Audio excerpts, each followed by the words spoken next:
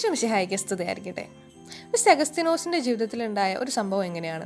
അദ്ദേഹം കടൽ തീരത്തുകൂടെ നടന്നുകൊണ്ടിരിക്കുമ്പോൾ ഒരു കുട്ടി അവിടെ ഇരുന്ന് ഒരു കുഴി ഉണ്ടാക്കി കടലിലെ വെള്ളം അതിലോട്ട് ഒഴിക്കുന്നതായിട്ട് അഗസ്തീനോസ് കണ്ടു. കുട്ടിയോട് ചോദിച്ചപ്പോൾ പറഞ്ഞു, ഞാൻ ഈ കടലിലെ വെള്ളം ഈ കുഴിയിലോട്ട് ഒഴിച്ച് വറ്റിക്കാനായിട്ട് ശ്രമിച്ചുകൊണ്ടിരിക്കുകയാണ്. അഗസ്റ്റിൻ കുട്ടിയെ നോക്കി കളിയാക്കിക്കൊണ്ട് പറഞ്ഞു, എന്ത് പണ്ടത്തരാണ് നീ കാണിക്കുന്നത്?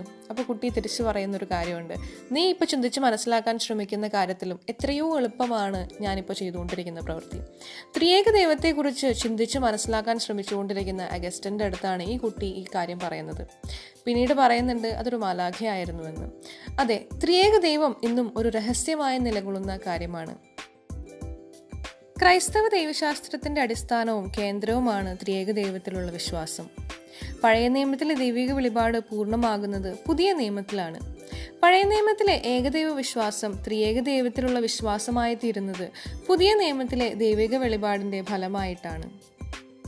യാഹ്വേ എന്ന് വെളിപ്പെടുത്തപ്പെട്ട ഏകദൈവത്തിലുള്ള വിശ്വാസമാണ് പഴയ നിയമ ജനതയുടെ കേന്ദ്രം. ദൈവത്തെ രക്ഷിക്കുന്ന പിതാവായി പഴയ നിയമം കാണുന്നതിനോടൊപ്പം തന്നെ മക്കളോട് സ്നേഹനിധിയായ അമ്മയുടെ പ്രതീകങ്ങളും പഴയ നിയമത്തിലെ ദൈവത്തെ സൂചിപ്പിക്കാനായിട്ട് ഉപയോഗിക്കുന്നുണ്ട്. ഉൽപ്പത്തി പുസ്തകത്തിൽ നമുക്ക് നമ്മുടെ ഛായയിലും സാദൃശ്യത്തിലും മനുഷ്യനെ സൃഷ്ടിക്കാമെന്നാണ് പറഞ്ഞു വെക്കുന്നത്. അതുപോലെ അബ്രാഹത്തിന്റെ അടുത്ത് വരുന്ന 3 സന്ദർശകരെ കുറിച്ച് പറയുമ്പോൾ അവരെ കർത്താവേ എന്നാണ് അഭിസംബോധന ചെയ്യുന്നത്. ഈ സംബോധന ദൈവത്തോടുള്ള സംബോധനയായിട്ടാണ് പഴയ നിയമത്തിൽ ഉപയോഗിക്കുന്നത്. അതുകൊണ്ട് പരോക്ഷമായിട്ടാണെങ്കിലും ഈ 3 സന്ദർശകർ ദൈവത്തിൽ ഉള്ള വ്യക്തികളുടെ ബഹുത്വം നിർദ്ദേശിക്കുന്ന സൂചനയായിട്ട് നമുക്ക് കണക്കാക്കാം. ദാനിയേലിന്റെ പുസ്തകത്തിൽ മേഘങ്ങളിൽ വരുന്ന മനുഷ്യപുത്രനെ കുറിച്ച് പറയുന്നുണ്ട്. അതുപോലെ സങ്കീർത്തനങ്ങളിൽ പലതിലും മേഘങ്ങളിൽ വരുന്ന ദൈവത്തെക്കുറിച്ച് പരാമർശമുണ്ട്. അതുകൊണ്ട് മനുഷ്യപുത്രൻ എന്ന പ്രയോഗം ദൈവമാണെന്നും ദൈവത്തിൽ വ്യത്യസ്ത വ്യക്തിത്വങ്ങളുണ്ടെന്നും സൂചിപ്പിക്കുന്നു. പുതിയ നിയമത്തിൽ യേശു തന്നെ പരാമർശിക്കുന്നത് മനുഷ്യപുത്രൻ എന്നാണ്. ദൈവത്തിന്റെ വചനം എന്ന പദപ്രയോഗം പഴയ നിയമത്തിൽ ജെറമിയ, ആമോസ്, ഏഷ്യ പ്രവാചകന്മാരുടെ പുസ്തകത്തിൽ നമുക്ക് കാണാനായിട്ട് സാധിക്കും. പഴയ നിയമത്തിൽ ദൈവത്തിന്റെ ആത്മാവെന്ന് പറയുന്നത് എല്ലാറ്റിനെയും ചലിപ്പിക്കുന്ന ഊർജ്ജമാണ്. ഇത് ദൈവത്തിന്റെ സ്ഥാനത്ത് തന്നെ നിലകൊള്ളുന്നു എന്ന് ഉൽപ്പത്തി പുസ്തകത്തിലും ആമോസ്, ഏഷ്യ പ്രവാചകന്മാരുടെ പുസ്തകത്തിലും നമുക്ക് കാണാനായിട്ട് സാധിക്കും. അതുകൊണ്ട് തന്നെ പഴയ നിയമത്തിലും ത്രിയേക ദൈവത്തിന്റെ റിഫ്ലക്ഷൻസ് ഉണ്ട് എന്ന് നമുക്ക് മനസ്സിലാക്കാം. ഈശോയുടെ മരണത്തിന്റെയും ഉത്ഥാനത്തിന്റെയും ഫലമായി രക്ഷ കൈവന്നതും പരിശുദ്ധാത്മാവിന്റെ ആഗമനം വഴി രക്ഷയുടെ ഫലങ്ങൾ വ്യാപിക്കുന്നതും പുതിയ നിയമത്തിന്റെ പ്രധാന വിവരണങ്ങളാണ്.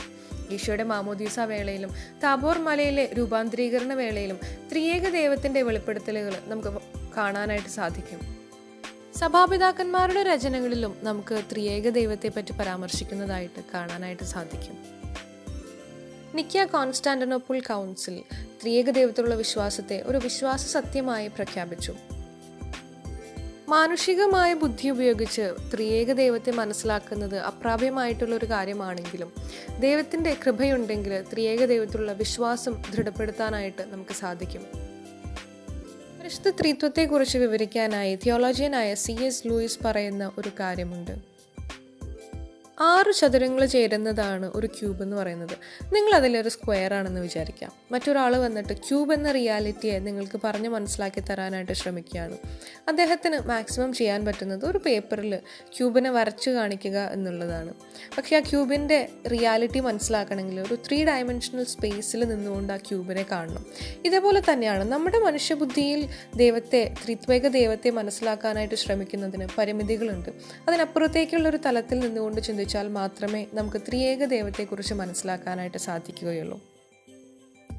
ത്രിത്വത്തെക്കുറിച്ചുള്ള വിശ്വാസ സത്യം ഇപ്രകാരമാണ് CCCയിൽ പറഞ്ഞു വയ്ക്കുന്നത്. ത്രിത്വം ഏകമാകുന്നു. നമ്മൾ വിശ്വസിക്കുന്നത് 3 ദൈവങ്ങളിലല്ല, 3 വ്യക്തികളായ ഏക ദൈവത്തിൽ, ഏക സത്തയോടുകൂടിയ ത്രിത്വത്തിലാണ്. 3 ദൈവിക വ്യക്തികളും കൂടി ഒരു ദൈവിക സത്തയെ വിഭജിച്ചെടുക്കുകയുമല്ല ചെയ്യുന്നത്. പ്രത്യുത ത്രിത്വത്തിലെ ഓരോ വ്യക്തിയും പൂർണ്ണമായും മുഴുവനായും ദൈവമാണ്. ഇന്നത്തെ ദിവസം പ്രത്യേകമായി നമുക്ക് വിശ്വാസത്തിനെതിരെ വെല്ലുവിളികൾ നേരിടുമ്പോൾ വിശ്വാസം ഉപേക്ഷിച്ചു പോകുന്ന എല്ലാ മക്കളെയും ഈശോയുടെ കരങ്ങളിലേക്ക് സമർപ്പിച്ചുകൊണ്ട് പ്രാർത്ഥിക്കാം. ഒപ്പം പൗരസ്ത്യ സഭകളിലെ അന്ത്യോക്യൻ പാരമ്പര്യത്തിൽപ്പെട്ട സീറോ മലങ്കര സഭയ്ക്ക് വേണ്ടിയും നമുക്ക് പ്രാർത്ഥിക്കാം. ദൈവം നമ്മെ ഏവരെയും സമൃദ്ധമായി അനുഗ്രഹിക്കട്ടെ. ക്രൂപ്പ് ഓഫ് ലവ്, സ്നേഹത്തിന്റെ പുൽക്കൂട്.